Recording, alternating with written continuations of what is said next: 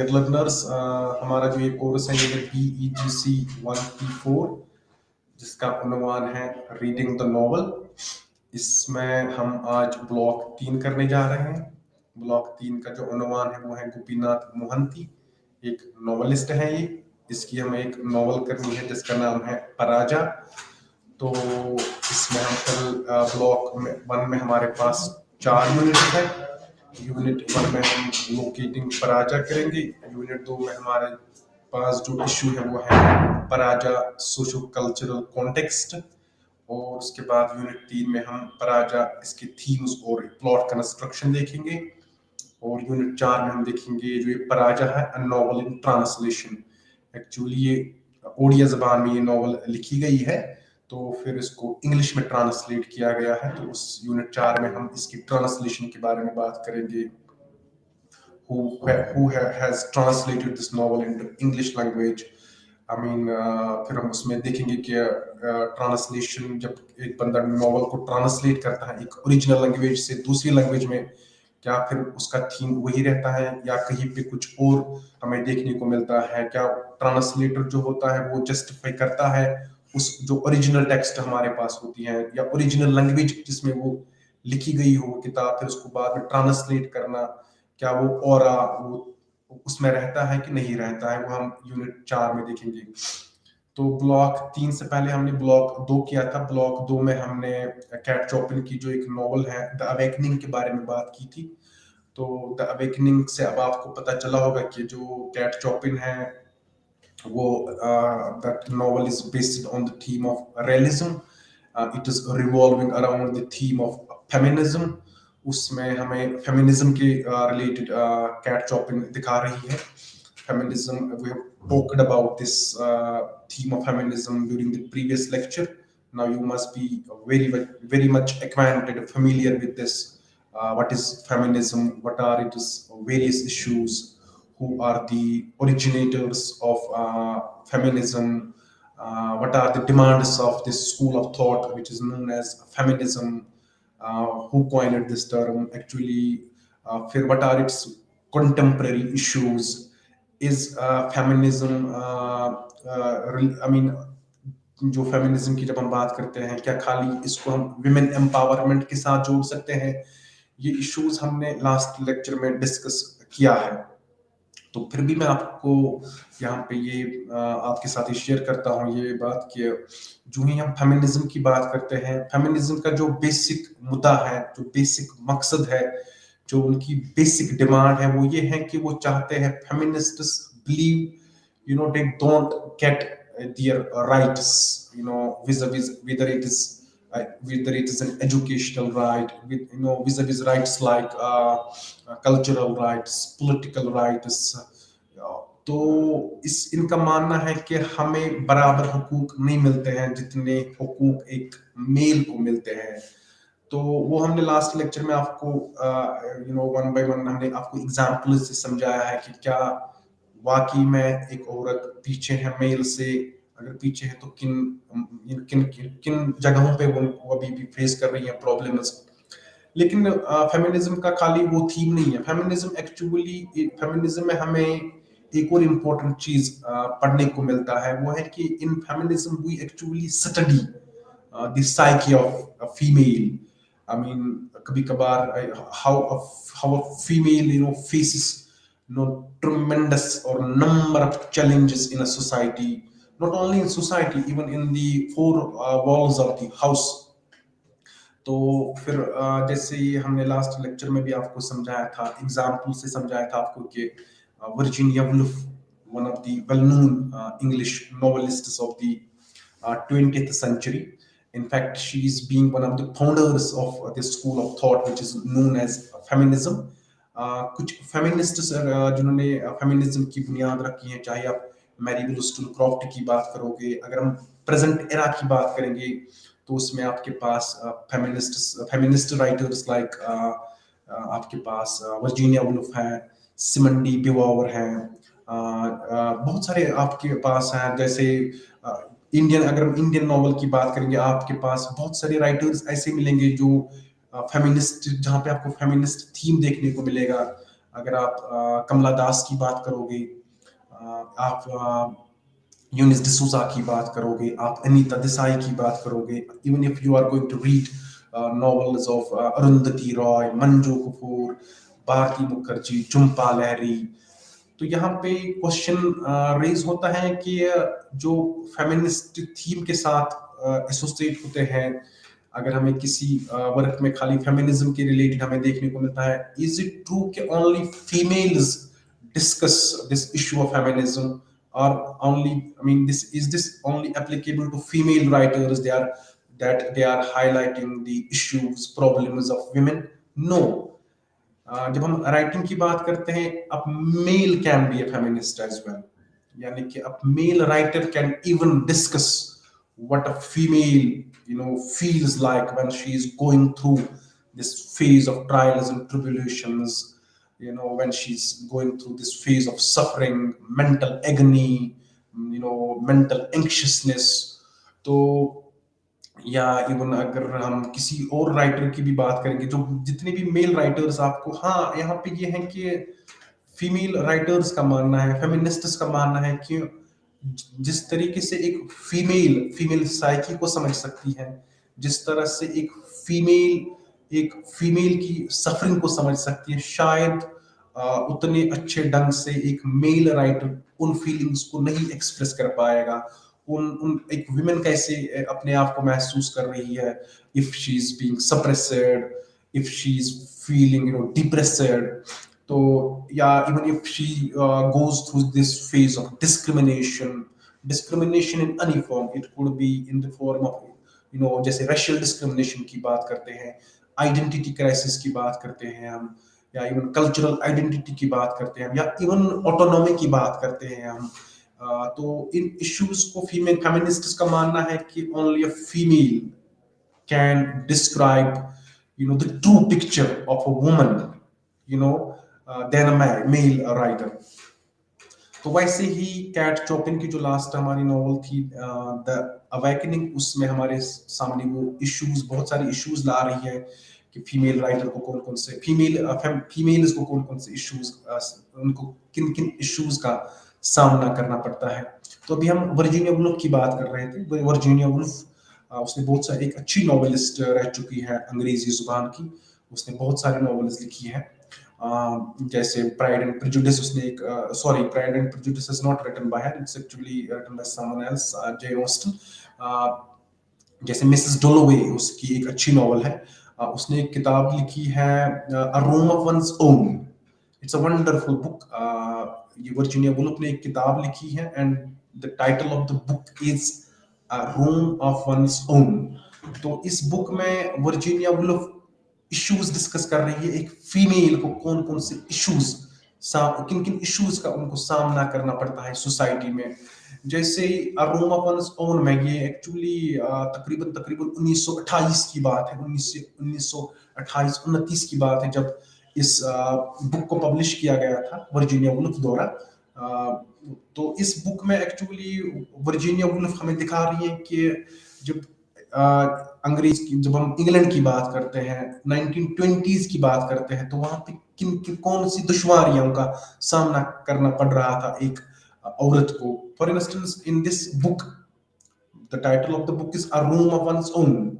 It is in fact one, ये एक founding text of feminism है। ये अगर आप पहले फेमिनिज्म की बात करोगे, अगर आप फेमिनिस्ट्स कौन कौन से इश्यूज का सामना करना पड़ रहा था, या फीमेल राइटर्स कैसे आगे आ रही थी, तो उनमें से जब आप फेमिनिस्ट रीडिंग्स की बात करते हो, फेमिनिस्ट टेक्स्ट्स की बात करते हो, तो इस बुक का एक अपना मकाम है। It occupies a unique position in the school of feminism, and the title of the book is A Room of One's Own. Even तो उसके बाद बहुत सारे फेमिनिस्ट राइटर्स आए, सिमन डी बिवॉवर, उसकी एक अच्छी बुक है द सेकंड सेक्स, उसमें वो दिखा रही है how woman is treated as the other sex, that is why she titled this book the second sex. तो वर्जीनिया वुल्फ इस बुक में लिख रही है कि एक जो औरत है, इसको एक्चुअली 1920 की दहाई की बात करती है कि 1920 की दहाई में इंग्लैंड में एक औरत को इवन तालीम के बुनियादी हक से महरूम रखा गया था। तो फिर वो उस बुक में हमें दिखा रही है कि she is actually here talking about English woman, a woman who was living in England during the second decade of the 20th century, a decade when actually England was controlling, ruling, over the half of one third of the world. Even अगर आप technology की बात करोगे, science की बात करोगे, medical discoveries की बात करोगे, मेडिकल इन्वेंशंस की बात करोगे, एरोप्लेन की बात करोगे, ये तब साइंस और टेक्नोलॉजी के दौर में इंग्लैंड बहुत आगे था as compare to rest of the world. लेकिन इन चीजों के बहुत जैसे वो एशियन सब कॉन्टिनेंट पे भी रूल कर रहे थे, अफ्रीका पे भी रूल कर रहे थे, इन कुछ हिस्से ऑस्ट्रेलिया, अमेरिका, वहां पे भी उनका दबदबा था। उसके बावजूद यानी कि बहुत आगे जो इंग्लैंड की सोसाइटी थी बहुत आगे थी वो, उसके बावजूद वो अब एक बेसिक राइट जो एजुकेशनल राइट या इवन पॉलिटिकल राइट, उन हकूक से महरूम रखा गया था एक औरत को। तो अगर आप फिर बड़े इंटरेस्टिंगली इसको पढ़ना चाहते हो, बड़े कीनली हो कि फेमिनिज्म के रिलेटेड इश्यूज क्या क्या है, तो then you must go through this book which is written by Virginia Woolf, and the name of the book is A Room of One's Own। और जहाँ जो भी आपको वहाँ पे थीम्स मिलेंगे, इश्यूज मिलेंगे, प्रॉब्लम्स मिलेंगी, किन किन प्रॉब्लम से एक वुमन गुजर रही है, वही इश्यूज हमने लास्ट लेक्चर में डिस्कस किए थे कैट चॉपिन की नॉवल में। लेकिन कैट चॉपिन की जो नॉवल है the awakening, it is bit different than the traditional feminist texts. In what sense it's different or distinct? For instance, in that book, Kat Chopin describes a woman who wants to be self-reliant, self-resilient, autonomous. She had created a character who wants to live her life independently. She doesn't want to rely on others. She hardly believes in the world of imagination, emotion. She discards the world of superstitious beliefs. She actually is a woman who wants to have her own identity, who wants to do each and every work, by her own, actions. So actually, that woman which is created by Cat Chopin in the Second Awakening can be described, as the new woman, can be labeled as the new woman, because we talked about this, we have discussed about this distinction between this traditional woman and new woman। The जब भी आप contemporary novels पढ़ते हो, feminist novels पढ़ते हो, तो वहां पे आपको एक डिफरेंट सॉर्ट ऑफ वुमन देखने को मिलती है। एक woman who is completely entirely a different being than the traditional woman. चाहे आप कैट चॉपिन को छोड़ के अगर आप भारती मुखर्जी के नॉवेल्स देखोगे, इवन झुम्पा लाहिरी के नॉवेल्स देखोगे, मंजू कपूर की नॉवेल्स देखोगे, इवन अगर आप कमला दास के कमला दास की पोइम्स पढ़ोगे, वहां पे भी आपको एक डिफरेंट सॉर्ट ऑफ वुमन देखने को मिलेगी। A woman who is waging a war wherever she feels, whenever she feels, she's being suppressed, she's being labeled as the other sex, she feels that discrimination is happening with her, तो वहां पे एक different sort of woman हमें देखने को मिलती है। तो जैसे वैसे ही हमें एक नॉवल भारती मुखर्जी की, if you want to study this new woman, if you want to do a thorough study of the new woman vis-a-vis Indian literature, तो आपके पास एक बेस्ट एग्जाम्पल है जो भारती मुखर्जी की नॉवेल्स हैं। वहां पे आपको एक डिफरेंट वुमन देखने को मिलेगी। इवन दो भारती मुखर्जी के साथ साथ अनीता देसाई की अगर आप नॉवेल्स देखोगे, वहां पे भी आपको कभी कभी एक कोई फीमेल कैरेक्टर ऐसे देखने को मिलेगी who is different from a traditional woman. लेकिन यहाँ पे भारती मुखर्जी की मैंने बात की, भारती मुखर्जी की एक नॉवल है Jasmine. Jasmine it was written way back in 1980s। तो वहां पे एक जास्मीन का कैरेक्टर क्रिएट करती है भारती मुखर्जी इस नॉवल में। तो फिर हमें वो दिखा रही है एक novel how she wants to live her life autonomously, independently. She wants to get education, she wants to set up even a medical clinic in her own village। तो वहां पे डाइकोटमी आपको देखने को मिलती है कि dichotomy between urban girls as well as between girls who are living in rural areas, वहाँ पे कितनी डिस्क्रिमिनेशन होती है।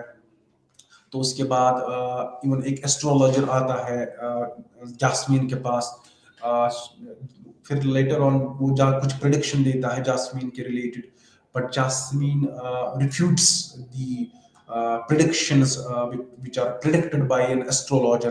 तो वहाँ पे आपको एक डिफरेंट वुमन देखने को मिलेगी, even though she lives in a village, she wants to live her own life। Later on this Jasmine moves to USA, where she gets herself engaged in one of the departments in California University।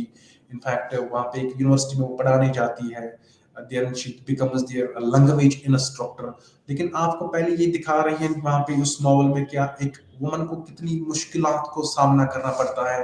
फिर later on she realizes, yes, I'm capable, of doing any sort of activity।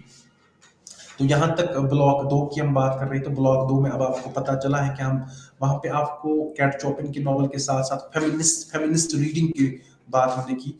तो अब हम block 3 की तरफ आएंगे। Block 3 में हम पहले एक्चुअली गोपीनाथ मोहंती जो है, ये पराजा नॉवल का नाम है। तो the novel Paraja was originally written in Odia in 1945, and later it was translated into English language by one of the translators, उसका नाम विक्रम के दास है।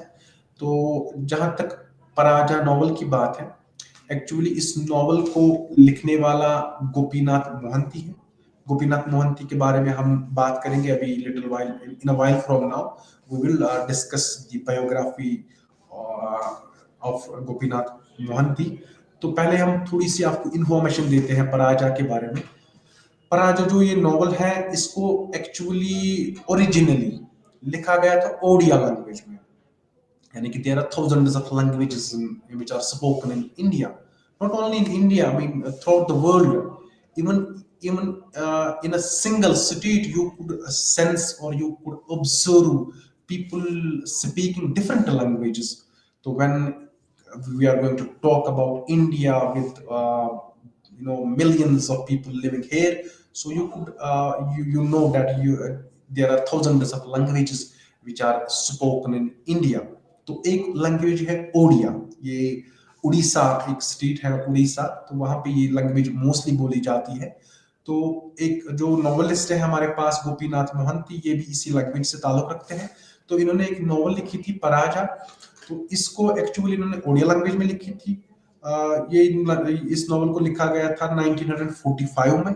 तो इसकी जो ट्रांसलेशन अंग्रेजी में की गई थी, वो ट्रांसलेटर का नाम था विक्रम के दास।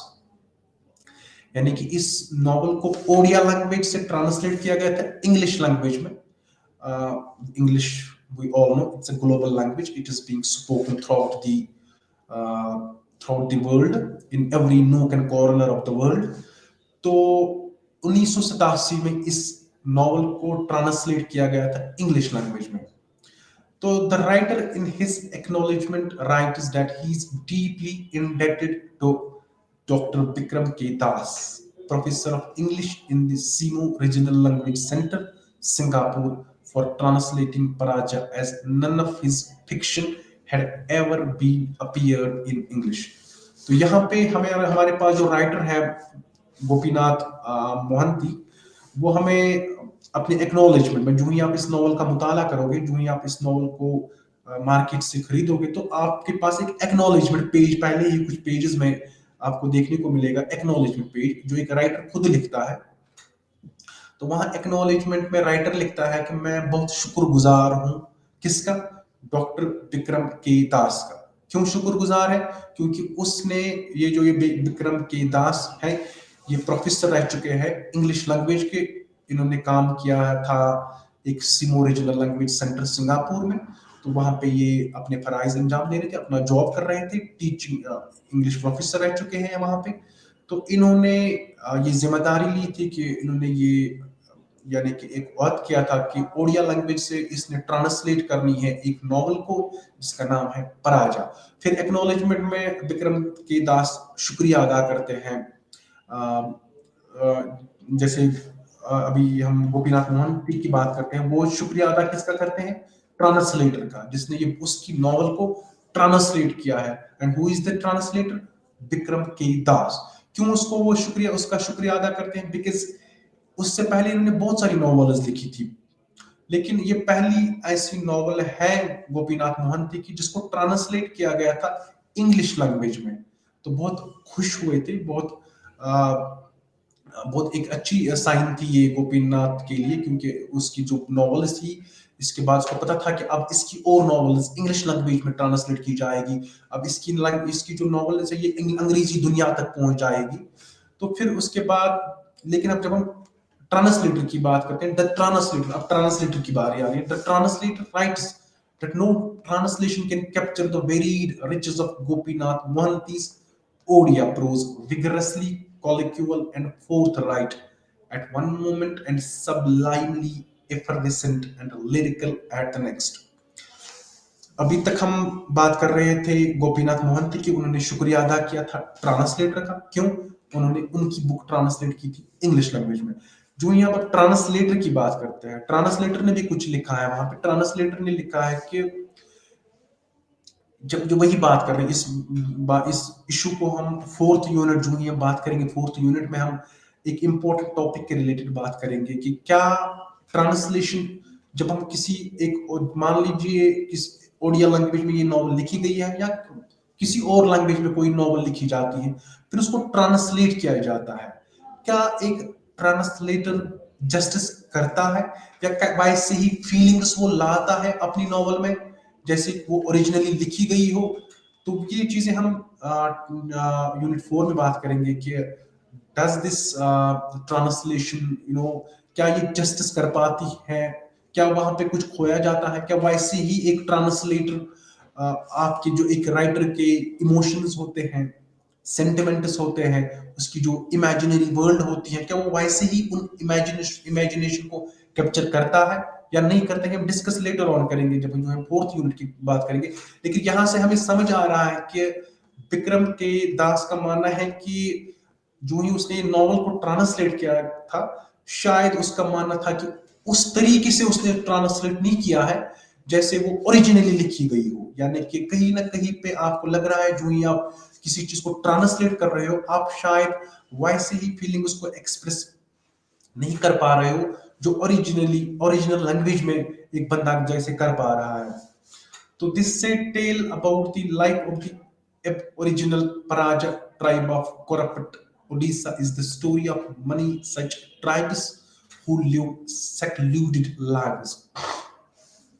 तो जो ही हम थीम की बात करते हैं, अभी तक हमने ट्रांसलेशन की बात की है, अभी तक हमने बात की है कि विक्रम के दास का मानना है, although he had translated this work into English language, उसका मानना है कि कहीं ना कहीं पे शायद जो ऑथर के ओरिजिनल आइडियाज थे, जो ऑथर की ओरिजिनल इमेजिनेशन थी, शायद वो उसके साथ जस्टिस नहीं कर पाए, लेकिन still he had translated it, he had given his blood and sweat, तो उसके बाद उसने इसको ट्रांसलेट किया है। तो फिर भी हमारे पास इंग्लिश वर्जन, हमारे पास एक नॉवल है। ये दुनिया भर में हर एक लैंग्वेज के साथ हो रहा है, चाहे आप किसी भी नॉवल की बात कर लो, अगर आप टोल्स्टॉय की बात करोगे, अगर आप मुसाफे की बात करोगे, या किसी फ्रेंच राइटर या रशियन राइटर की बात करोगे, डॉस्टोयेव्स्की की बात करोगे, again one of the most influential writers of Russian language, या इवन सात्र की बात करोगे, जॉन पॉल सात्र, या इवन किसी और राइटर की बात आप करोगे जैसे सिमन डी बिवॉर, या किसी फ्रेंच राइटर की, जर्मन राइटर की, इवन कार्ल मार्क्स, उसकी जो नॉवल, उसकी जो वर्क्स हैं, या किसी फ्रेंच राइटर की आप नॉवेल्स पढ़ोगे, या इवन रशियन राइटर की, उन्होंने असली ओरिजिनली अपनी लैंग्वेज में वो बुक्स लिखी है। अगर आप टोल्स्टॉय की बात करो, टोल्स्टॉय की बुक हमारे पास है वॉर एंड पीस। तो या इवन डॉस्टोयेव्स्की की बात करेंगे, क्राइम एंड पनिशमेंट, तो उन वर्क्स को भी पहले ट्रांसलेट किया गया। जब अगर आप कोई नॉवल टोल्स्टॉय की कर रहे हो, या डॉस्टोयेव्स्की की कर रहे हो, या इवन किसी और राइटर की कर रहे हो, उनको ट्रांसलेट किया गया है। क्यों? क्योंकि ये अंग्रेजी दुनिया तक पहुंच जाए, क्योंकि we know English is a global language. It's an international language. It is being spoken, throughout the world. तो अब यहाँ तक ये बात है कि इस लैंग्वेज इसको भी, इस नॉवल को भी ट्रांसलेट किया गया है इंग्लिश लैंग्वेज में, so that more readers could read about this tribe which is known as Paraja. तो जो ही हम इस नॉवल की बात करते हैं तो इसमें एक्चुअली एक ट्राइब के रिलेटेड ये नॉवल है. ये एक्चुअली जो ये पराजा है ये टाइटल है नॉवल का, लेकिन पराजा आपको याद रखना है ये एक ट्राइबल कम्युनिटी है. कहाँ पे? उड़ीसा में. उड़ीसा में उड़ीसा एक स्टेट है, वहां पे you we know in India, अगर आप 2011 सेंसस की बात करोगे, यहाँ पे शेड्यूल ट्राइब्स भी रहते हैं, यहाँ पे शेड्यूल कास्ट्स भी रहते हैं जिनको हम दलित के नाम से जानते हैं. तो यहाँ पे बहुत सारे सेक्ट्स में लोग रहते हैं. जैसे अगर हम शेड्यूल कास्ट्स की बात करेंगे, 16 more than 16% people are scheduled castes in India as per 2011 census. Even around 8.5% people are scheduled tribes, जिनको हम ट्राइबल लोग बोलते हैं. तो ट्राइबल, उनके भी बहुत सारे सेक्टर्स हैं, बहुत सारी ट्राइब्स इंडिया में रह रही है. तो वैसे ही एक ट्राइब है जिसका नाम है पराजा.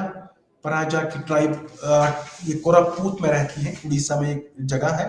तो इन्हीं ट्राइबल लोगों के रिलेटेड हमें इस नॉवल में पढ़ना है कि how they live their life, वो कैसे अपनी लाइफ को मैनेज करते हैं, वो कहाँ पे रह रहे हैं, उनका रहन सहन कैसा है, वो कल्चर को, अपने कल्चरल ट्रेड्स को कैसे इंटैक्ट करते हैं, उनका रिलीजियस बिलीफ क्या है, उनके पॉलिटिकल व्यूज क्या है, उनकी इकोनॉमिक कंडीशन कैसी है, या इवन उनके एजुकेशन, जो तालीमी हाल उनका क्या है, वो स्कूल जाते हैं नहीं जाते हैं. क्योंकि जब हम ट्राइबल लोगों की बात करते हैं, mostly they live in mountains, they live in caves.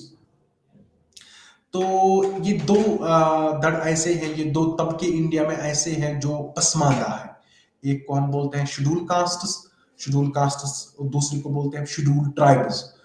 तो शेड्यूल कास्ट्स उनको हरिजन के नाम से भी बोला जाता है. हरिजन, मैन ऑफ गॉड उनको बोलते हैं. गांधी जी ने उनको बोला था, ये एक्चुअली एक टर्म महात्मा गांधी ने उनको दी थी, शेड्यूल कास्ट, जिनको हम दलित के नाम से भी जानते हैं. तो उनकी जो तादाद है 16% से ज्यादा इंडिया में शेड्यूल कास्ट्स रहते हैं. तो शेड्यूल कास्ट्स और शेड्यूल ट्राइब्स में बहुत सारी सिमिलैरिटीज हैं. क्योंकि पराजा कम्युनिटी की बात कर रहे हैं, अभी हम कुछ देर बाद पराजा कम्युनिटी की बात करेंगे, क्योंकि ये जो नॉवल है ये पराजा ट्राइबल कम्युनिटी के रिलेटेड लिखी गई है. उनको किन किन प्रॉब्लम्स को सामना करना पड़ता है, उनको किन किन दुश्वारियों से अपनी लाइफ गुजारनी पड़ती है. तो जो ही हम शेड्यूल कास्ट और शेड्यूल ट्राइब्स की बात करते हैं, mostly both these people, I mean, who are belonging to scheduled caste, or even who are scheduled tribe, who belong to scheduled, who are tribal people from tribal communities. SC और STs, short form में हम SC बोलते हैं और ST बोलते हैं. इनके लिए एक रिजर्वेशन भी होती है. जब कोई जॉब आता है, वहां पे SC के लिए अलग कोटा होता है, शेड्यूल ट्राइबल के लिए अलग कोटा होता है. रिजर्वेशन पॉलिसी जिसको हम बोलते हैं, इनके लिए रिजर्वेशन क्यों रखी जाती है? क्योंकि ये पसमानदा तबके से आते हैं, ये गुर्बत की दौर से गुजरते हैं. They face this problem of social isolation, they go through this problem of untouchability. Most of the times when we do, अगर पहले जमाने की बात करेंगे, तब इलिटरेसी के जो दौर से ये गुजर रहे थे. एजुकेशनल जो परसेंटेज, लोग पढ़ाई की तरफ ज्यादा ध्यान नहीं देते थे. लेकिन अगर आप आज कंटेम्प्रेरी इरा की बात करेंगे, people now you are seeing witnessing people from these two communities, they are getting this benefit of education, even they are getting this employment as well. लेकिन कुछ चीजें हैं इनको जो रिजर्वेशन कैटेगरी में रखा गया है, तो कुछ बुनियादी कुछ मकसद है इनको रखने का, यानी कि कुछ रीजन है, कोई रीजन ऐसा है कि इनको क्यों रखा गया था इस कैटेगरी में. अभी हम बात कर रहे थे, they suffer from poverty, they go through this phase of isolation, social isolation का इनका सामना करना पड़ता है. They even face this problem of untouchability. People are treating them differently because of this poverty, gurbat. या इवन दे आर नॉट, अभी अगर पहले पहले जमाने की बात करेंगे, even they were not well educated. Even जो बेसिक फंडामेंटल इन इन कम्युनिटीज के साथ हो रहा है, बेसिक प्रॉब्लम जो हम देख रहे हैं इन दो कम्युनिटीज के साथ, वो ये है कि they are being deprived of their rights and freedom. उनको अपने उतने हकूक नहीं मिल रहे हैं जितने एक हुकूक एक बंदे को मिल रहे हैं, जो who is a man or woman who is living in the mainstream culture, who is living in towns, villages, or even in cities, urban areas. But जब हम ट्राइबल कम्युनिटी की बात करते हैं, मोस्टली ये बहुत फार फ्लंग एरियाज में रहते हैं। ये इनको हम ट्राइबल इसलिए बोलते हैं, ये ज्यादातर यानी कि पहाड़ी इलाकों में रहते हैं, और इन ये मेन स्ट्रीम कल्चर से बहुत दूर होते हैं। तो ड्यू टू दिस जैसे अभी फार फ्लंग एरियाज में रहते हैं, तो even they face this problem of this poor health condition. यानी कि उसके बाद लैंडलेस भी होते हैं ये, इनके पास जमीन भी नहीं होती है, इनके सेहत का भी अच्छे से ख्याल नहीं रखा जाता है, उतने हॉस्पिटल्स डेवलप नहीं होते हैं ट्राइबल एरियाज में जितने हॉस्पिटल्स डेवलप होते हैं रूरल और इवन अर्बन एरियाज में। लेकिन अगर हम आज कंटेम्प्रेरी एरा की बात करेंगे, लॉट बहुत सारी चीजें अब चेंज हो गई है। लेकिन अगर हम प्री इंडिपेंडेंस एरा की बात करेंगे, तब इन लोगों को बहुत सारी मुश्किलात का सामना करना पड़ रहा था। era, I mean the age when Britishers were ruling the India, जब ब्रिटिशर्स यहाँ पे राज कर रहे थे, उनकी तो वही पॉलिसी थी, वो डिवाइड एंड रूल। तो वो उनकी वो इनकी तरफ ज्यादा ध्यान नहीं देते थे। तो लेकिन अभी भी कुछ चीजें हैं, अभी भी ये फेस कर रहे हैं, डिस्क्रिमिनेशन फेस कर रहे हैं। दिस प्रॉब्लम ऑफ आइडेंटिटी इनकी एक और ये बड़ी प्रॉब्लम है, जिसके थ्रू ये जा रहे हैं। तो ये प्रॉब्लम बहुत schedule caste, schedule tribes face कर रहे हैं। शेड्यूल कास्ट्स के लिए we know they found their voice in the form of doctor B R Ambedkar. तो एक Ambedkar we all know, he was an economist, even he headed the committee of drafting constituent assembly जब India independence की दौर की तरफ आ रहा था, when India became, या जब इंडिया को फ्रीडम मिली थी ब्रिटिशर्स से, तो उसमें बहुत एक अहम रोल अदा किया था डॉक्टर बी आर अम्बेडकर ने। तो अम्बेडकर ने बुक बहुत सारी बुक्स भी उसने लिखी हैं। उन बुक्स में वो शेड्यूल कास्ट की प्रॉब्लम्स हमारे सामने रख रहे हैं। वो एनिहिलेशन ऑफ कास्ट उसकी एक अच्छी बुक है, 1936 में उन्होंने वो पब्लिश की थी। हु वर द शूद्रास, तो एक और अच्छी बुक है। If you want to do this study of this casteism, which is very much prevalent in Indian subcontinent. Even not only in Indian subcontinent, this problem of casteism is going on in every nook and corner of the on this of this planet. तो who were the Shudras, जैसे अभी हम बात कर रहे थे schedule castes की, इस बुक में डॉक्टर बी आर अम्बेडकर हमारे सामने हरिजन्स की प्रॉब्लम्स रख रहे हैं, शेड्यूल कास्ट्स को कौन कौन से मुश्किलात आ रहे हैं अपनी लाइफ को जीने में। तो उसने बहुत सारी बुक्स भी उसने लिखी जहाँ पे ये इनकी प्रॉब्लम्स रख रहे हैं। जो ही हम शेड्यूल कास्ट्स की बात करते हैं, मेरे जहन में एक अच्छे नॉवेलिस्ट आ रहे हैं, मुल्क Raj Anand, wonderful novelist of Indian English literature. In fact, it is being said he is one of the founders of Indian English novel, along with R.K. Narayan and Raja Rao.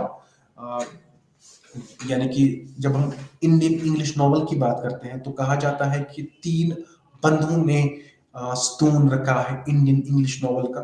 Novel तो उससे पहले भी थी, लेकिन flourished form में, जब novel की बात करते हैं अंग्रेजी लैंग्वेज में, जो बड़े अच्छे फ्लोरिश्ड फॉर्म में मुल्क राज आनंद, राजा राव और R.K. नारायण, इन तीनों का बहुत ज्यादा अहम किरदार रहा है इंडियन नॉवल को अंग्रेजी जुबान में लिखना। ये 1910, 20, 30s की बात है, जब इंडियन सब कॉन्टिनेंट पे ब्रिटिशर्स रूल कर रहे थे। लेकिन उसके बावजूद भी यहाँ पे कुछ राइटर्स थे जो लिख रहे थे ब्रिटिश राज के खिलाफ। उनमें आपके पास मुल्क राज आनंद है, आपके पास R.K. नारायण है। R.K. नारायण की एक बहुत अच्छी नॉवल है द गाइड, इवन उस पे मूवी भी बनी है, बॉलीवुड की मूवी बनी है द गाइड। राजा राव, उसने भी कांतापुरा उसकी एक अच्छी नॉवल है. I mean, these are the three writers who were writing, in English language. Actually, it was, इन्हीं के बावजूद अंग्रेजी नॉवल, इंडियन इंग्लिश नॉवल ने बहुत कामयाबी हासिल की थी. Although prior to them, Rabindranath Tagore was there. He was even writing against the British Raj, against the Britishers. तो जो ही हम बात फिर शेड्यूल कास्ट्स की करते हैं, तो शेड्यूल कास्ट्स और शेड्यूल ट्राइबल लोगों की हम बात कर रहे हैं. तो शेड्यूल ट्राइब की बात हम कर रहे हैं, तो मैंने आपके सामने एक नॉवल, एक पोइट चूज की है, निर्मला पटोल इसका नाम है. ये भी एक संथाल, एक और ट्राइबल कम्युनिटी है. तो निर्मला पटोल एक्चुअली अपने पोइम्स में जो जिन लोग जैसे ये पसमानदा कम्युनिटी से आते हैं, इनके पास एजुकेशन भी उतनी नहीं होती है, गुर्बत के दौर से ये अपनी लाइफ को गुजारते हैं, इलेक्ट्रिसिटी इनके पास नहीं होती है, बेसिक जो फंडामेंटल बेसिक ट्रेड्स होते हैं लाइफ के जीने की, उन चीजों से ये लोग महरूम होते हैं. तो एक पोइम लिखी है उसने, निर्मला पटोल ने. उस पोइम का नाम है if you were in my place. Actually इस पोइम में वो दिखा रही है हमें कि जो ट्राइबल लोग हैं, जो पसमानदा लोग हैं, यहाँ पे एक्चुअली हम एक ट्राइब कम्युनिटी की बात नहीं करेंगे, ट्राइबल कम्युनिटी की बात नहीं करेंगे, हम उन लोगों की बात करेंगे जो मेन स्ट्रीम कल्चर से दूर रहते हैं, जो लाइफ सिटी में नहीं गुजारते हैं, देहात में नहीं गुजारते, वो लाइफ वहां पे गुजारते हैं जहां पे मे बी इलेक्ट्रिसिटी भी नहीं होती है, एजुकेशनल इंस्टीट्यूशंस भी नहीं होते हैं, हॉस्पिटल्स भी नहीं होते हैं, बैंक्स की तो बात ही नहीं है, इनको बहुत सारी गुर्बत का सामना करना पड़ता है. तो फिर वो लिख रही है कि इस पोएम में, how would you feel if your village stood in the lowlands of distant hills and you lived in huts of grass and straw right next to oxen, cows, goats and chickens and pigs, the anxious light of lamps about to flicker out. ये अभी हम बात कर रहे थे. अब ये हमें सिखा रही है, वो समझाने की कोशिश कर रही है. आप अपने आप को इमेजिन कर लो for a while. You will have to think like this कि you are living in a tribal village. You are living your life in a village where there are cows, where there are oxen, goats, where chickens, where you never know when electricity would go. तो अभी हम जैसे basic life के जो fundamental units होते हैं उनसे आप महरूम हैं. तो वैसे ही इस पोएम में दिखा रही है हमें, if you were in my place, तो आप इस अपनी लाइफ को कैसे जीते. फिर लिख रही है, forced to see the faces of children whimpering from hunger, and how would you feel. यानी कि आपको अगर आप इंटरेस्टेड हो ट्राइबल कम्युनिटी की लाइफ को जानने के लिए, समझने के लिए, ट्राइबल लोग कैसे लाइफ को गुजार रहे हैं, ट्राइबल लोग कैसे रोजमर्रा की जिंदगी गुजार रहे हैं, then what you need to do is you will have to do one thing. You will have to pack your bags and visit any distant village where tribal people lives. Then you will have to sit there, you will have to live among those people.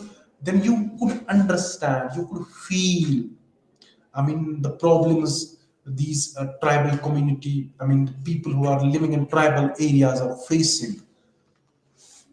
तो इसकी एक और important poem है, the mountain woman. Mountain woman Nirmala Patol की ही poem है. तो इसमें एक्चुअली वो लिख रही है, माउंटेन वुमन बड़ी बड़ी अच्छी पोएम है. अब यहाँ पे वो लिख रही, क्योंकि हम अभी बात कर रहे थे ट्राइबल लोगों के बारे में, हम बात कर रहे हैं, हम पराजा नॉवल की अगर हम बात करते हैं, पराजा एक ट्राइब है, यानी कि पसमानदा ट्राइब है. वो लोग हैं जो पसमानदा लाइफ गुजार रहे हैं, जो केव्स में रहते हैं, जो माउंटेन्स में रहते हैं, जो पहाड़ों पे अपनी लाइफ को गुजारते हैं. इवन पहाड़ों का नाम सुनकर आप सेंस कर सकते हो, इमेजिन कर सकते हो कि वहां पे कौन सी लाइफ होती है. वहां पे आपको बेसिक जो फंडामेंटल यूनिट्स एक लाइफ के होते हैं, कल्चर के होते हैं, वो नहीं मिलते हैं आपको.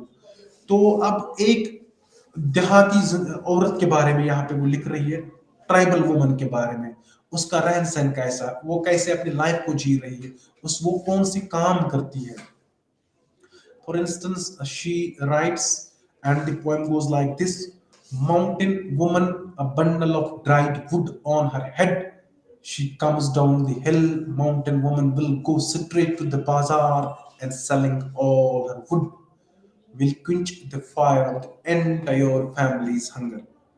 तो यहाँ पे गुर्बत की बात कर रही है, यानी कि यहाँ पे वो दिखा रही है कि एक जो माउंटेन वुमन, एक जो वुमन, एक जो औरत जो पहाड़ों पहाड़ों में अपनी लाइफ को गुजार रही है, उसका रहन सहन कैसा होता है, वो अपनी फैमिली का गुजारा कैसे करती है. A bundle of dried would on her head. आपने ये देखा होगा, जो लोग जंगल के आसपास रहते हैं, जो लोग ट्राइबल लोग होते हैं, ये ज्यादा जिंदगी जो गुजारती है वही फॉरेस्ट्स में ये अपनी लाइफ गुजारते हैं. वैसे ही हमारे पास डिस्क्राइब कर रही है निर्मला पतोल, एक ट्राइबल वुमन की लाइफ हमारे सामने वो रख रही है. ये खाली एक वुमन की दास्तान नहीं है, या खाली एक ट्राइबल वुमन की जिंदगी के बारे में नहीं लिख रही है. Maybe this is applicable to most of the women who are living in tribal areas. वो यही काम कर रहे होंगे. एक्चुअली वो यहाँ पे कनोटेटिवली निर्मला पतोल कुछ अंडरस्टैंड करवाना चाहती है. हमें क्या अंडरस्टैंड करवाना चाहती है कि एक जो औरत जो जंगल में रहती है, जंगल के आसपास रहती है, ट्राइबल कम्युनिटी से बिलोंग करती है, that is why she had chosen this topic, sorry, she has chosen this title, the mountain woman. क्योंकि माउंटेन वुमन, जो ये माउंटेन वुमन पे हमारी नजर आती है, तो हम we could sense that this is a tribal woman. Nirmala Patol is talking about tribal woman. और ये ट्राइबल वुमन, इसका क्या काम होता है, ये जंगल जाती है, वहां से लकड़ी जो कुछ इसके पास होता है वो ये जमा कर लेती है, फिर शी कम्स डाउन द हिल, फिर वो इन हिल से नीचे आ रही है. इसके सिर पे कुछ जो वुड इसने फायर जो इसने वुड वहां पे जमा किया हो, तो वो उसको फिर क्या करती है, अपने हेड पे रखती है, अपने सिर पे रखती है. शी कम्स डाउन द हिल, फिर वो नीचे आ रही है, इन पहाड़ों से नीचे आ रही है. क्यों क्यों नीचे आ रही है? क्यों? अब इसने बाजार जाना है, अब इसको मार्केट जाना है, अब इसने इस वुड को बेचना है. क्यों बेचना है? बिकॉज इस जो भी पैसे इसको इस वुड के जरिए आएंगे, उन्हीं पैसों की वजह से अपनी फैमिली की जो हंगर है, इसके जो फैमिली मेंबर्स हैं, उन तक ये कुछ पहुंचाना चाहती है, उनकी हंगर को मिटाना चाहती है. तो यहाँ पे एक्चुअली जो पतोल है, निर्मला पतोल है, actually she is highlighting this problem of poverty, this problem of destitution. People, I mean, she's here talking about the tribal people. They are not economically well off. They are they are very poor. तो यहाँ पे लिख रही है वो mountain woman के बारे में. ये इट्स अ वंडरफुल पोएम. अगर आप इस पोएम का अच्छे से मुताला करोगे, तो आपको समझ आएगा कि जो लोग माउंटेन में रहते हैं, जो ट्राइबल लोग होते हैं, जो लोग एक मेन स्ट्रीम कल्चर से दूर होते हैं, इन लोगों को किन किन दुश्वारियों का सामना करना पड़ता है, वो आपको इस पोएम में देखने को मिलेगा. तो एक और poem, wonderful poem, it's a short poem. Here Nirmala Patel is talking about the mountain child. आपने टाइटल पे ध्यान देना है. जो ही आप किसी नॉवल को पढ़ते हो, पोएम को पढ़ते हो, ड्रामा को पढ़ते हो, टाइटल पे ध्यान दिया करो, टाइटल को समझने की कोशिश किया करो. अगर आप अच्छी रीडर बनना चाहते हो, if you want to become a good critic, और what even T S. Eliot calls an ideal critic, तो आपने बड़ी गहराई से हर एक चीज का मुताला करना होगा. ये ऐसे नहीं है कि आपने किसी बुक को मार्केट से खरीदा, आपकी नजर टाइटल पे पड़ी, देन आप फिर उसके बाद पढ़ रहे हो इसमें क्या है. नहीं, पहले आप टाइटल पे ध्यान दिया करो. टाइटल, क्योंकि टाइटल एक ऑथर चूज इसलिए करता है, उसी के रिलेटेड आपको फिर देखने को मिलता है वो इश्यूज, जितने भी प्रॉब्लम्स या एंटरटेनमेंट जो भी वो डिस्कस करना चाहता है इस अपने वर्क में. फॉर इंस्टेंस, अगर आप किसी भी, जैसे the waste land, T S. Eliot की बहुत एक अच्छी पोएम है the waste land. The waste land का जब आप मुताला करते हो, वेस्ट लैंड अगर आप डिनोटेटिवली इसको समझने की कोशिश करोगे, फिर या इवन कनोटेटिवली इसको समझने की कोशिश करो, जो ही आप फिर वेस्टलैंड का मुताला करते हो, then you feel yes, T S Eliot had chosen an apt feasible title for his poem, क्योंकि आपको वहां पे वेस्टलैंड के ही रिलेटेड, एक्चुअली उस पोएम में वेस्टलैंड में क्या दिखा रहा है टीएस इलियट, वेस्टलैंड के रिलेटेड वो कंटेम्परेरी सिविलाइजेशन को डिस्क्राइब करता है उसमें, स्पेशली वेस्टर्न सिविलाइजेशन के बारे में वो लिखता है। He is in that particular poem he's describing the western civilization as it's spiritually dead, it is going through this, यानी कि वो they are spiritually barren, they are morally यानी कि वो उतने अच्छे नहीं है morally, यानी कि अनइथिकल है वो, यानी कि वो रिलीजन से दूर होते जा रहे हैं, they are living a life of spiritual barrenness. तो अब हम टाइटल्स की बात कर रहे हैं, तो जो ये द माउंटेन चाइल्ड, तो अब इसने इंटरेस्टिंगली वहां पे तो निर्मला पतोल ने, हम टाइटल की बात कर रहे हैं, तो आप जो ही आप कोई भी बुक पढ़ रहे हो तो टाइटल पे गौर किया करो, टाइटल पे थोड़ा सा टाइम दिया करो, क्या ये टाइटल किसके रिलेटेड है, या मैं जो बुक पढ़ने जा रहा हूँ या जा रही हूँ तो ये टाइटल जो है इसमें ये इंटरेस्टिंग क्यों है, या आपको अट्रैक्टिव क्यों बना रहा है, या आप इस टाइटल पे जो ही आप ध्यान दोगे तो आपको फिर वैसे ही इश्यूज पढ़ने को मिलेंगे आगे, जो ही आप उस बुक को ना अनफोल्ड करोगे, एक्सप्लोर करोगे। जैसे at the very outset of our lecture we talked about Virginia Woolf's A Room of One's Own, A Room of One's Own। तो जो ही आप इस टाइटल का मुताला करते हो, इस टाइटल को बड़े गहराई से देखते हो, तो आपको समझ आ रहा है यहाँ पे Virginia Woolf is talking about a room, perhaps she is here talking about a woman should have her own room where she could live her life freely। तो एक यानी कि टाइटल की बात कर रहे हैं, टाइटल बहुत इंपॉर्टेंट होता है हर एक वर्क का, चाहे वो नॉवल हो, चाहे वो ड्रामा हो, चाहे वो शॉर्ट स्टोरी हो। तो जो ही हम द माउंटेन वुमन की बात करते हैं, माउंटेन वुमन के बाद ये एक माउंटेन वुमन से आप समझ रहे हो कि ये खाली माउंटेन वुमन एक वुमन की बात नहीं कर रही है यहाँ पे Nirmala Patol, actually she is talking about the tribal woman who belong to tribal communities. She could be a Santhal woman, she could be a Praja woman। I mean Praja एक जैसे ट्राइबल कम्युनिटी है, सांथा, बहुत सारी कम्युनिटीज हैं, ओडिया यानी कि खासा north east में बहुत सारी ट्राइबल कम्युनिटी के लोग आपको मिलते हैं। तो माउंटेन चाइल्ड एक अच्छी पोइम है, इसमें हमें दिखा रही है निर्मला पतोल कि एक जो माउंटेन चाइल्ड होता है, ये खाली माउंटेन चाइल्ड की नहीं, यानी कि यहाँ पे वो हमें दिखा रही है जो माउंटेन जो चाइल्ड होते हैं, जो बच्चे होते हैं ट्राइबल कम्युनिटी से जो बिलोंग करते हैं। एक इंटरेस्टिंग लाइन में आपके सामने कुछ इसमें से हमें देखने को मिलेगा। जैसे वो लिख रही है, the mountain child a fragment of the mountain place in the lap of the mountain toddling up the mountain he plants his feet in the mountain soil। उसके बाद वो लिख रहे, the whole mountain lives inside the mountain child in the lap of the mountain lives this scurrying mountain child। ये अब important lines हैं, यहाँ पे आपको समझने की कोशिश, यानी कि हर एक जब भी कोई बंदा कुछ लिखता है वो कुछ मैसेज कन्वे करना चाहता है रीडर तक। This is important, this is very interesting. अगर आप माउंटेन चाइल्ड का एनालिसिस करोगे, the mountain child sees a plane flying over the mountain and he asks his father what is that bird, what is that bird।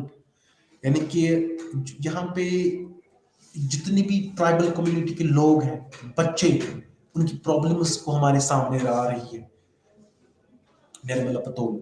जैसे the mountain child sees a plane flying over the mountain, एक बच्चा जो जिंदगी बसर कर रहा है पहाड़ों में, वो क्या देख रहा है, एरोप्लेन को देख रहा है। उसकी नजर आसमान की तरफ जाती है, जो ही वो आसमान की तरफ देख रहा है उसको डिफरेंट एक ऑब्जेक्ट नजर आ रहा है, उसको लग रहा है कुछ डिफरेंट एक कुछ है, वो क्या होता है, वो एरोप्लेन होता है। तो यहाँ पे वो दिखा रही है निर्मला पतोल, हमें समझा रही है this aeroplane is something new to this boy child who is living in hilly areas, who belongs to tribal community. क्योंकि यहाँ पे वो दिखा रही है इनको ये भी यानी कि यहाँ पे वो दिखा रही है दो तरीके की मैसेज हमारे तक वो पहुंचाना चाहती है।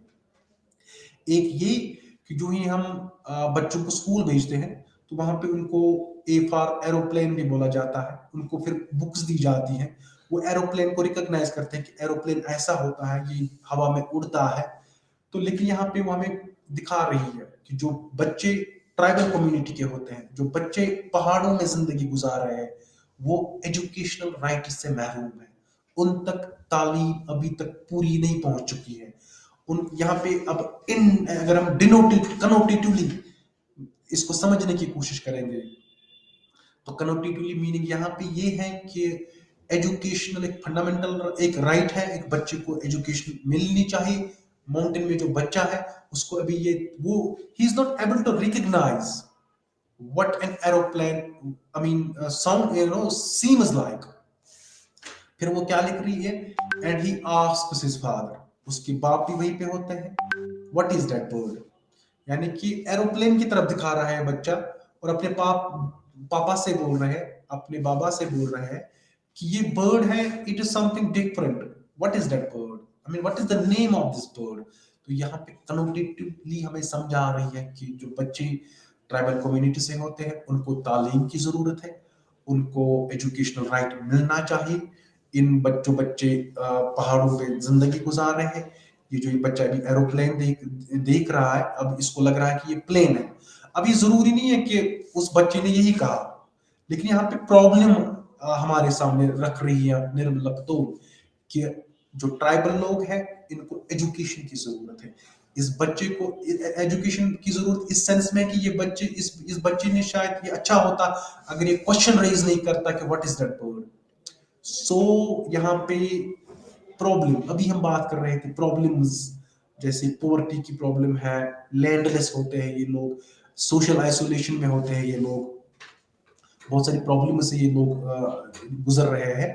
तो अब हम आएंगे वैसे ही प्राजा कम्युनिटी के लोग हैं, प्राजा की जो कम्युनिटी के जो लोग हैं ये भी बहुत प्रॉब्लम से अपनी लाइफ को गुजार रहे हैं।